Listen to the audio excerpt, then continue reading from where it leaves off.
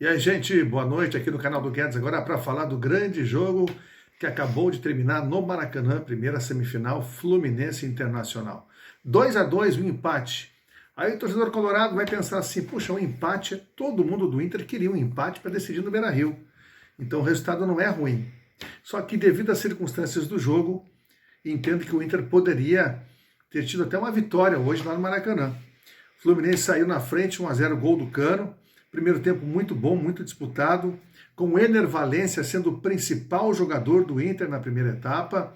Valencia que incomodou o sistema defensivo do Flu, cavou a expulsão do Samuel Xavier. Felipe Melo muito mal pelo Fluminense, entregando algumas, falhando noutras. O Inter, mesmo tendo sofrido o gol, teve um gol perdido, não diria perdido, o Fábio pegou um chute do Valencia, depois teve uma entregada do Felipe Melo, quase gol do Inter. O Ganso chegou e tirou essa bola dentro da área. O Inter, mesmo assim, mesmo perdendo parcialmente por 1-0, fez um primeiro tempo bom e incomodou o Fluminense, que fez um esquema, eu diria, um tanto quanto maluco, para não dizer suicida, sei eu lá, um 4-2-4. Fluminense que tinha na meia cancha o André e o Ganso, e depois à frente tinha o Keno e o Arias, mais adiantados o Cano e o John Kennedy, fazendo um time totalmente ofensivo. E o time do Fluminense, quando tem a bola, é um time de muito boa qualidade, tem transição rápida, tem toques envolventes, toques curtos, jogo de aproximação, mas abriu muito espaço no meio-campo e o Internacional aproveitou.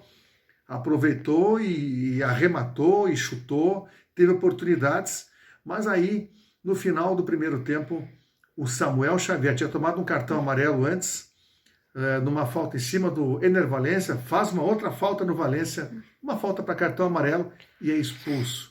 E ali o Inter cresceu no final do primeiro tempo, começou a pressionar mais o time do Fluminense e já no finzinho, já passou, o árbitro deu 3 minutos, eram 49, quase 50, quando o jogador Hugo Malo, olha o que é o futebol, chegou aí ontem, chegou como zagueiro, lateral, jogando com a camisa 2, entrou no time, hoje desbancou o Bustos como lateral, e ele, o improvável Hugo Malo, de cabeça, fez o gol que dava o empate para o Internacional, teve VAR, na mesma linha com o Nino, o gol é muito bem assinalado pelo árbitro, e aí tudo igual, o Inter vai para o segundo tempo, com 1-1 no marcador, e com um jogador a mais.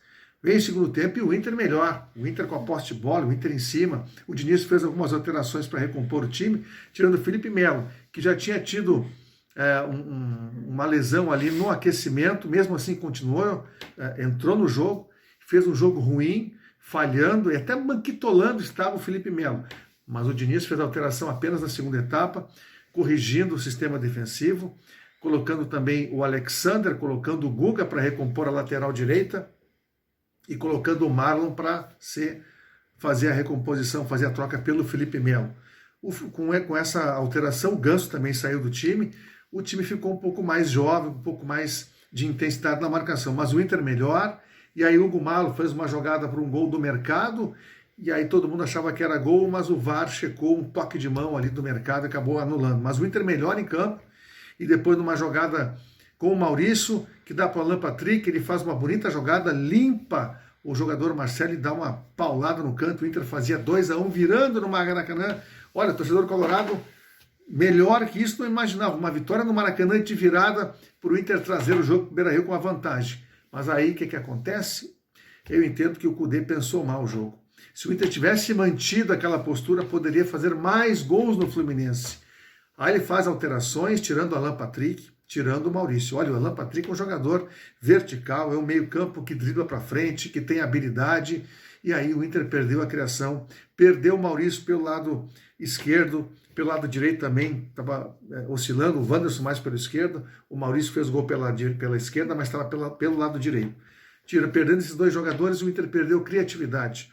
Entendo que o René não fez um bom jogo, René comprometeu no primeiro gol do Fluminense, comprometeu no gol de empate do Cano, que gerou um escanteio, e outras jogadas também. O René não foi muito bem, não. Hoje ele foi muito abaixo daquilo que é, comprometendo o sistema defensivo do Internacional. E aí, com essas alterações, ele colocou o Dalbert, que é lateral esquerdo, entendia que o Dalbert ia entrar no lugar do René, mas não, ele colocou o Dalbert mais adiantado, jogando na frente, colocando o Wanderson na direita. E o Inter perdeu criatividade, perdeu força, o Fluminense fez um jogo de superação, e aí a falha do René com o Arias, que jogou muito bem, deu origem do gol, o Arias cobra o escanteio, o Nino de cabeça toca para o meio da área, e o Cano, impressionante, o Cano fez os 2 gols do Fluminense e empatou o jogo no confronto. Coisas positivas, Ener Valencia, mais uma vez, foi um jogador decisivo e importante.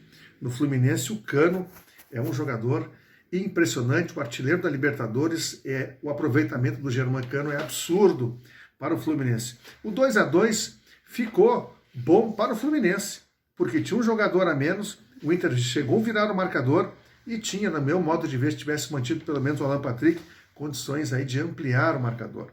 Mas 2-2 está tudo em aberto, decisão quarta-feira que vem no estádio Beira-Rio, e está em aberto, só que aí é 11 contra 11.